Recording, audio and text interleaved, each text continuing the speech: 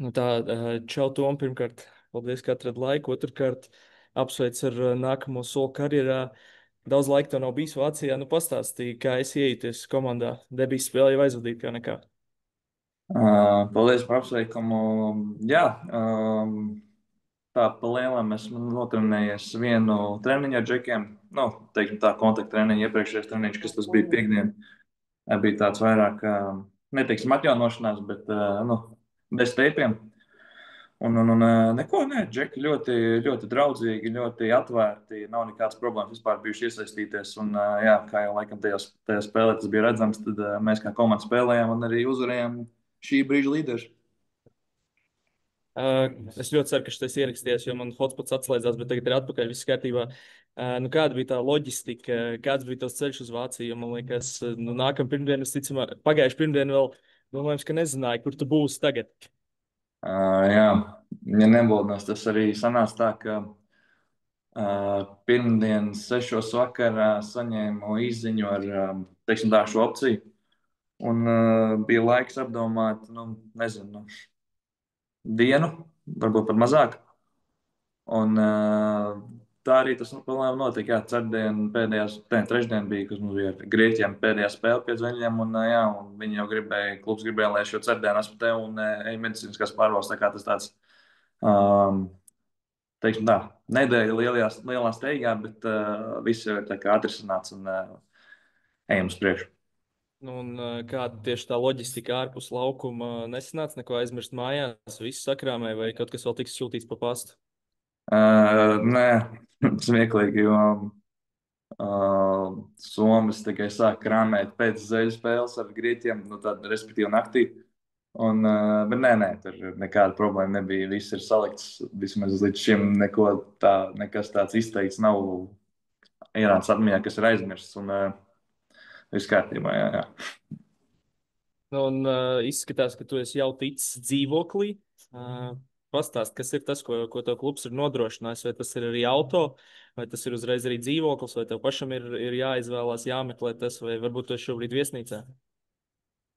Jā, uzreiz, kā dabūju ziņu no aģenta par šo iespēju, uzreiz arī tika minēts, ka būs gan auto, gan dzīvoklis, kurā es šobrīd arī esmu. Un, jā, nē, dzīvoklis, viss ļoti labi. Vienīgais, ko es gaidu, joprojām ir televizors, bet, nu, tomēr solīju, ka šodien dabūšu, un tad būs viss pilnībā būs gatavs. Un, bet, nē, viss ļoti forši. Te ir balkons, dzīvojama istaba, protams, virtuve, toalete, manas istaba. Un divas arī guļamistabas. Tā kā, ja kāds draugs ģimene gribēs apbraukt, tad es ar laimām ar atvērtām rokām gaidīšos. Nu, bet Un, un, un, klausies, jā, es dzirdēju, ka tev arī ir nu, tāds diezgan jaudīgs automobīls piešķirts. jā,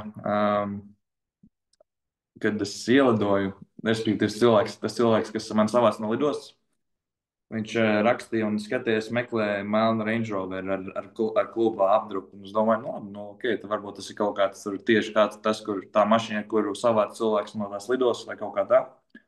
Un tad es tā kā, jau mums 2 stundas bija no lidostas jābrauc uz Ludvigsburgu. Un kaut kā mēs aizrunājāmies, runājām, un viņš man teica, jā, ka tu zini, ka tev būs arī mākslas Range Rovers. Un es domāju, nezināju, es zināju, ka mums ir mašīna, bet nekad mākslas Range Rovers. Un, jā, kad tas bija ceturtdien atbraucu, un piekdien dabūju, principā no rūpnīcas jaunu Range Rover. Jā, nu, tā visa komanda arī braukā melnos Range Roveros. Jā. Tā kā, nu nav slikti. Jau pieminēja, ka tikai ka viens treniņš aizvadīts pirms spēles. Nu, cik iepriekš tu biji pazīstams ar treneru Miko Rīpinenu, jo, kā zināms, jums ir viens aģents, bet sanāca kaut cik papētīt to veidu, kā Ludvigsburga spēlē pirms lēmuma pieņemšanas, un varbūt uzreiz arī papildinot šo jautājumu, nu, cik grūti vispār bija tev kā saspēles vadītājiem iejusties tajā komandā tā, lai tu jau pirmajā spēlē varētu kaut cik vadīt komandas uzbrukumu. Um, nu, atklāti sakot, baigi nebija sakojis iepriekš. Bet telefons sarunā, kas bija arī pirmdien, man liekas, pirms tajā vakarā, mēs sazvanījāmies, un viņš man pastāstīja to spēles stilu, kā komanda spēlē. Un, teiksim tā, abiem domas bija viens, ka es būtu labs, teiksim tā, angliski sakot, fits komandā. Un, es nezinu, nu, tas atbildot uz to jautājumu par to iejušanos, vadīt to saspēli, jo pirmajā spēlē ar vienu treniņu. Nu, nezinu, nu, tas tā kā viss tā dabīgi nāca, un es tā kā gribu domāt, ka es diezgan atvērts biju, nu, es diezgan atvērts un ar labu atmiņu konkrēti, piemēram, uz kaut kādām kombinācijām, ko es komandas spēlēju, vai kuras tieši uz to izvēlēto spēli gribēju vairāk spēlēt. Un, tā kā godīgi sakot, baigā problēma nebija. Varbūt vienkārši tas, ka laika gaitā būs tā, ka es jau sapratīšu, kur cilvēki grib būt ar bumbu un kurās vietās man viņu to nogādāt. Bet tā, pa lielam, neteiktu, ka bija baigā problēma. Jā. Nu, bet klausies, tas pirmais iznāciens, tāda augsta duša, 3 piezīmes pusotrā minūtē, tiek nomainīts. Nu, kas gāja cauri tavam prātam tajā brīdī?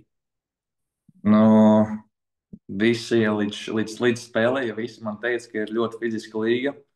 Un tiesneši mēdz būt šur un tur, teiksim tā. Un nu, tam es arī biju gatavojies, godīgi sakot. Man teica, lai es sedzu, teiksim tā, komandas labāko metēju. Un tad es arī tā darīju. Nu, it kā mēģināju fiziski viņu tur izspiest no tiem blokiem.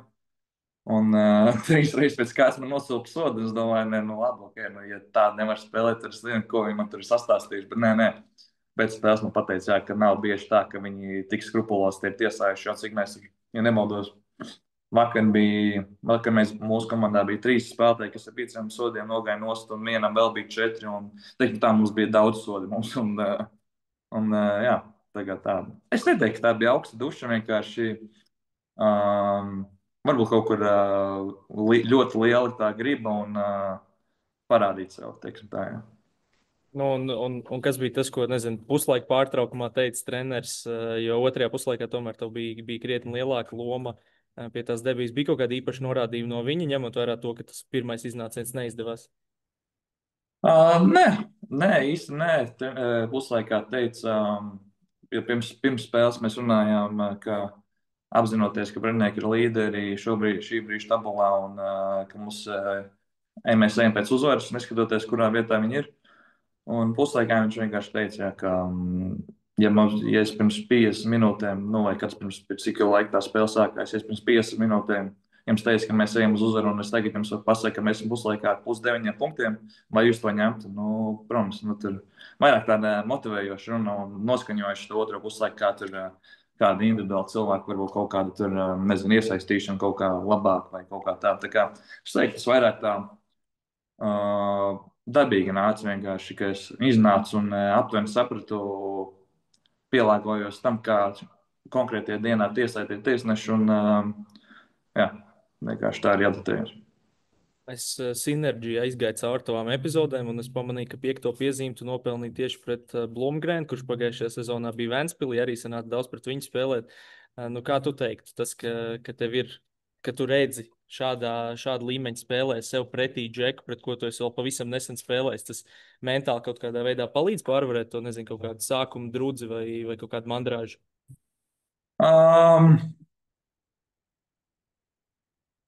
Labs jautājums. Varbūt, bet tas ir varbūt tādā ļoti lielā zemapziņā, ko es jums neizdomāju līdz tam brīdim.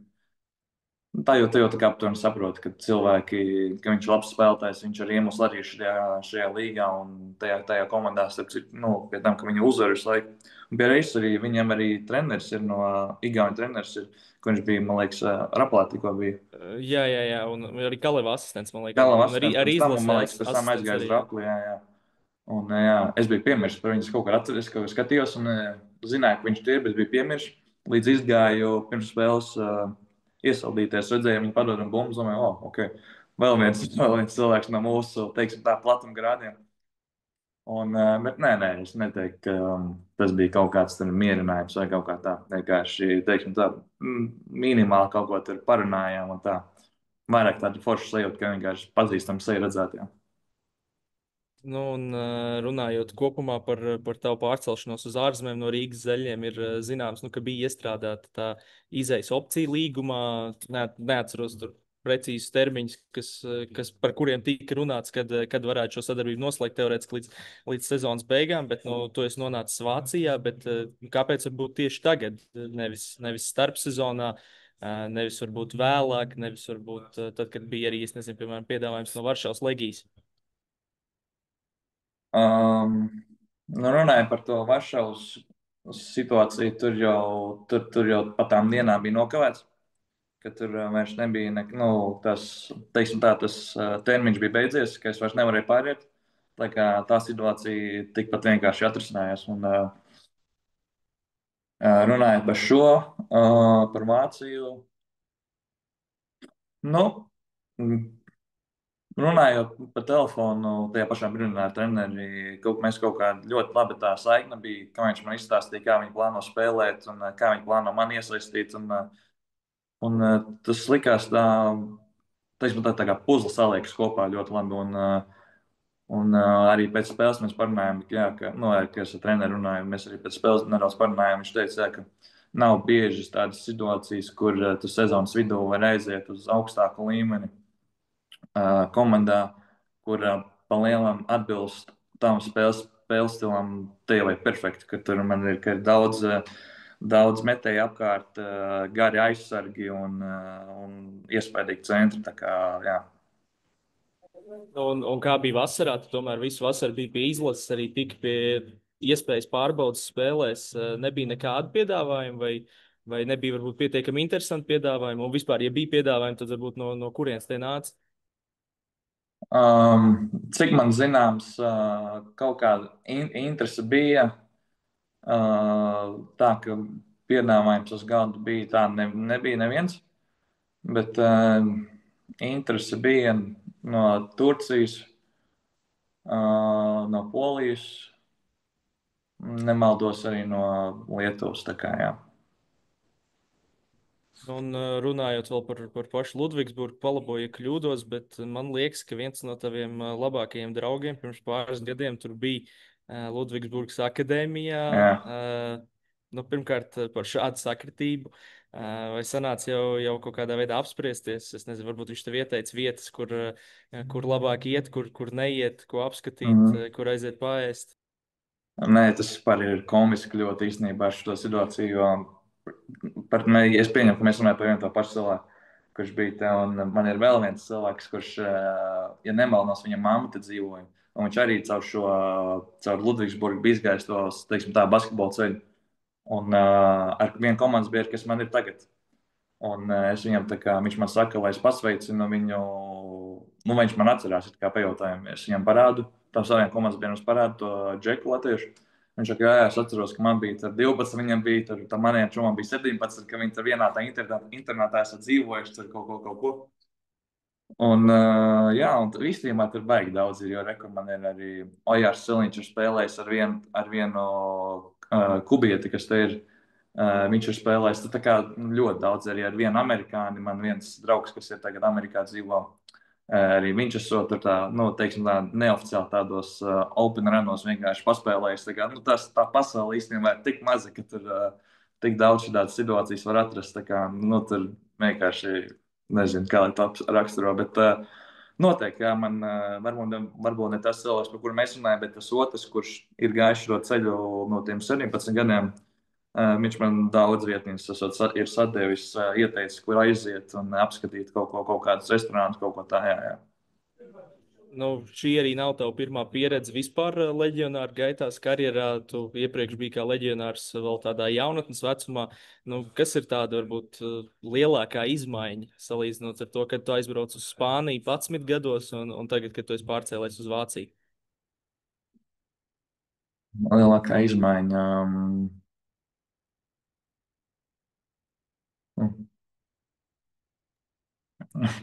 Es pat nemāku tā teikt īsti. Nu, kaut vai psiholoģiski, es nezinu, nu šoreiz tu devies jau ar tādām citām sajūtām nekā tobrīd. Zini, kā toreiz visticamāk pirmo reizi prom no mājām, varbūt kaut kur ar tādu nedaudz garu degunu bija jābrauc ceļā uz savu sapni, bet tagad jau tu tomēr pavisam citā statusā esi devies prom. Jā, tu laikam jau man to pateici priekšā. Tas arī varētu būt tas vienīgais no tiem, kas ir varbūt tā pamainījies, tas mentālais aspekts, nu, mentālais aspekts un tā dzīves situācija, kāda ir šobrīd. Nu, vienkārši, jā, tas ir vienīgā pārmaiņa bijusi. Bet, nu, nezinu. Nu.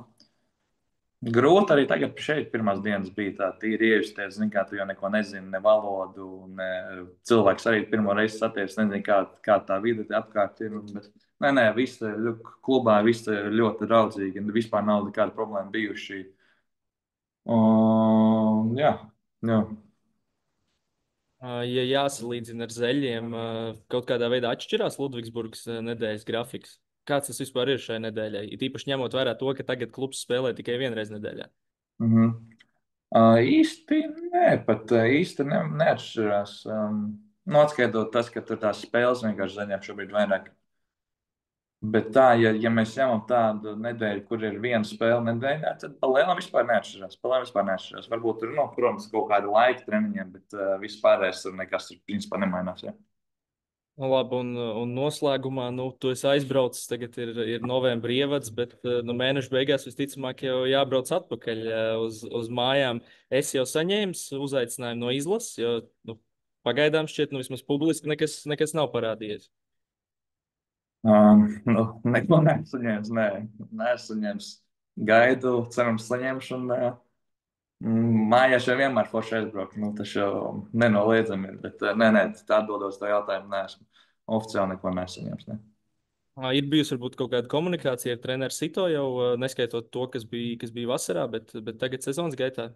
Nē. Tas tik, cik vasarā ir bijis, tas arī ir bijis. Un, zin, tomēr viņam jau ir tā sezona atbildīga. Un, jā, tā kā nekas nav bijis. Nē. Nu, un pašā noslēgumā, ko tev novēlēt Ludvigsburgā tagad? Es tevi esot savā pašā Ludvigsburgas ceļa sākuma posmā. Veselību noteikti, nepiekāpību un atbalstu no mājām, teiksim tā, kaut kā tā. Jā. Ok, super. Paldies tev par sarunu un nu, tiekamies novembra beigās Rīgā. Cerams, tiekamies. Jā. Paldies, ka uzaicināji.